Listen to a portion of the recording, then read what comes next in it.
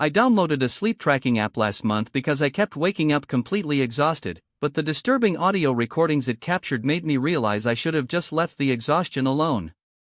The first few nights were entirely normal. Just heavy breathing, rustling sheets, and the occasional distant car siren outside my window. Then, on the fourth night, there was a strange sound at 3:17 a.m. It was a soft, wet clicking noise, like fingernails tapping rhythmically on a hardwood floor. It started near the bedroom door and slowly moved toward the bed. I tried to tell myself it was just the old house settling, but the rhythm was far too deliberate to be random. The next night, the clicking returned, followed by a low, wheezing breath that didn't match my own. I could hear myself snoring in the background while this other breath rasped right next to the phone on my nightstand. The dread really set in on the sixth night. The app recorded a whisper.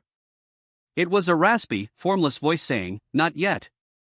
It was so close to the microphone that the audio actually clipped.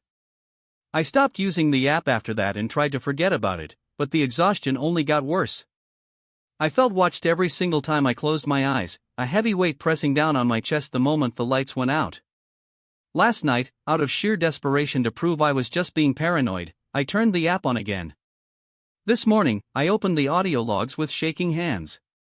There was a single 3-minute recording from 2:45 a.m. It started with the familiar wet clicking. Then, my own voice spoke. I sounded wide awake, but my voice was completely flat, devoid of any human emotion.